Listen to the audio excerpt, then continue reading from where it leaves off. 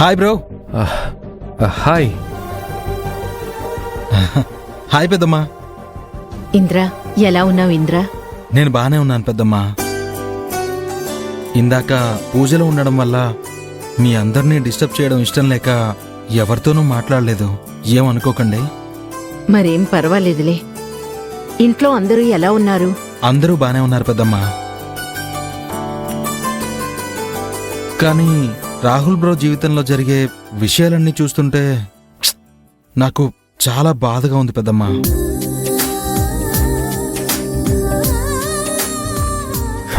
ఇప్పుడేమైందని? అలాంటావేంటి bro? ఆ కేతన ఒక కిలాడీలాగా నీ జీవితంలోకొచ్చి నీతో చెడుగుడు ఆడుకుని వెళ్ళిపోయింది. చిన్ననాటి స్నేహితురాలని చెప్పి మన జీవితంలోకి ఎవరైనా వస్తే మనం ఎంత ఆనందపడతాం, ఎన్ని ఆశలు పెంచుకుంటాం. పాపం నువ్వు కూడా ఆ కేతనాన్ని పెళ్లి చేసుకోవాలని ఎన్ని కలలు కనుంటావు, ఎన్ని ఊహలు ఊహించుకునుంటావు. నువ్వు చెప్పింది నిజం ఇంద్ర. ఆ కేతనాతో రాహుల్ ఒక కొత్త జీవితం మొదలు పెడదామనుకున్నాడు. ఒక సంతోషకరమైన భవిష్యత్తు చూడాలనుకున్నాడు. కాని పరిస్థితులన్నీ తారుమారైపోయాయి. ఇలాంటి పరిస్థితుల్లో రాహుల్ లాంటి అబ్బాయిలు ఎలా ఉంటారో నాకు తెలుసు పెద్దమ్మా. ఏదో జరిగిపోయిందని బాధపడుతూ ఉంటారు. జీవితంలో ఏదో కోల్పోయినట్టు కుమిలిపోతూ ఉంటారు. ఎంతసేపు ఒంటరిగా ఉండడానికే ఇష్టపడతారు గాని అందరిలో కలవడానికి ముందుకు రారు. నువ్వు చెప్పింది నిజం ఇంద్ర. రాహుల్ కూడా ఇప్పుడు అలాంటి పరిస్థితిలోనే ఉన్నాడు. వాణ్ణి ఆ కేతన ఆలోచనల నుంచి ఎలా బయటికి తీసుకురావాలో నాకర్థం కావడం లేదు. అమ్మా, కేతన గురించి ఆలోచిస్తున్నానని, కేతన ఊహల్లో పడి మునకలేస్తున్నానని నేను నీకు చెప్పానా? నువ్వు చెప్పకపోవచ్చు నాన్నా, కాని నీ మనసేంటో, నీ మదనమేంటో నేను ఆ మాత్రం అర్థం చేసుకోలేనా? అర్థం చేసుకోగలనని నువ్వనుకుంటున్నావు అంతే.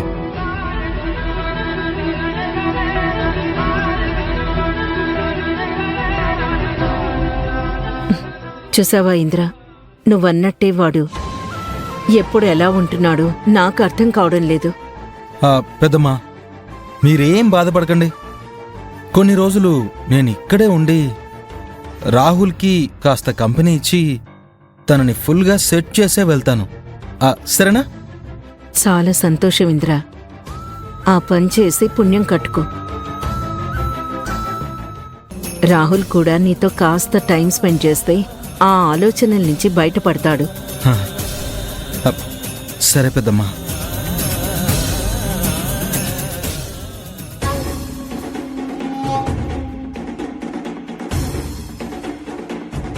ఈ ఇంద్రాగాడు మామూలోడు కాదు. నిలబెట్టి మనుషుల్ని అమ్మేసే రకం. వీడితో కొంచెం జాగ్రత్తగా ఉండాలి.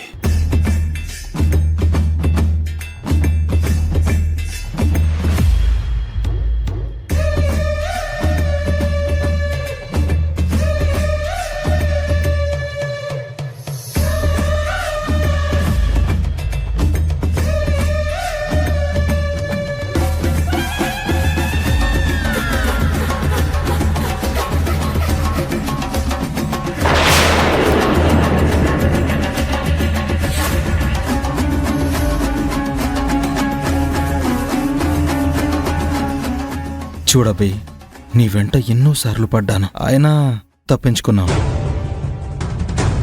ఎన్నోసార్లు దక్కించుకుందాం అనుకున్నాను, అయినా నిన్ను నువ్వు బాగానే కాపాడుకున్నావు. ఇక నుంచి చాటుగా మాటు వేయడం లాంటి ప్లానింగ్స్ లేవు.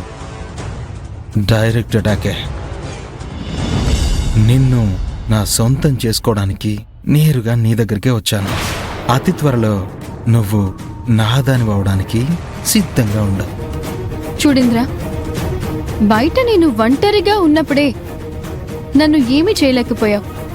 నేను ఒంటరిగా నీతో పోరాడాను. ఒంటరిగా నీకు ముచ్చెమటలు తెప్పించాను. అలాంటిది నా అడ్డాకొచ్చి నన్నే బెదిరిస్తున్నావా? చూస్తూ ఉండు, ఇక్కడ ఎండ్ కార్డు ఎవరు ఎవరికి వేస్తారు.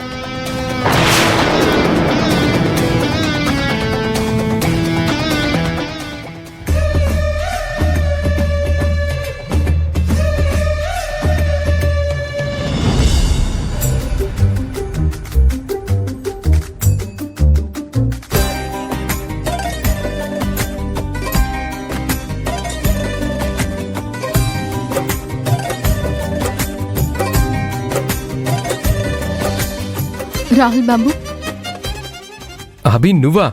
ఎంతసేపు అయింది వచ్చి? ఎంతసేపు పని మీదే కాదు, కాస్త పరిసరాల మీద కూడా ధ్యాస పెట్టండి.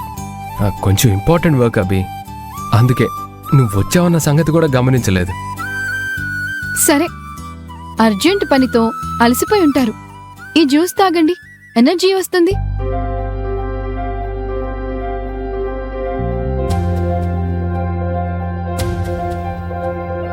నీ పెదవంచులో విరమోసిన చిరునవ్వులో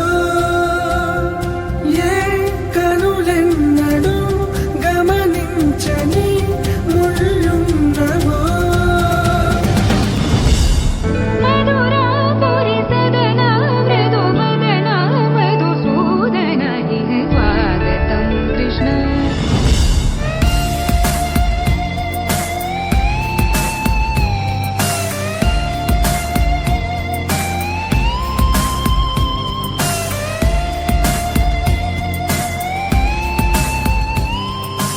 రాహుల్ బాబు, జ్యూస్ నచ్చలేదా? అంతా ఆలోచిస్తూ తాగుతున్నారు. ఆలోచిస్తోంది జ్యూస్ గురించి కాదు. మరి దేని గురించి? నువ్విందాక పూజలో పాడిన పాట గురించి. ఏ, ఆ పాట నచ్చలేదా? నచ్చకపోతే ఇంతసేపు ఆలోచించేవాడినే కాదు. చాలా బాగుంది. అందుకే మళ్ళీ మళ్ళీ మనసులో అది రివైండ్ అవుతుంది. ఆ పాటే కాదు, ఉదయం నువ్వు వాకిట్లో వేసిన ముగ్గు కూడా చాలా బాగుంది. అలాగే అమ్ముకి నువ్వు వేసిన చిన్ని కృష్ణుడి వేషం ఎంతో అందంగా ఉంది. ఇవన్నీ చూస్తూ ఉంటే నీలో ఏదో కొత్త మార్పు కనిపిస్తోంది. ఈ మార్పు బావుందా బాలేదా? ఎందుకో నాకు బాగా నచ్చింది.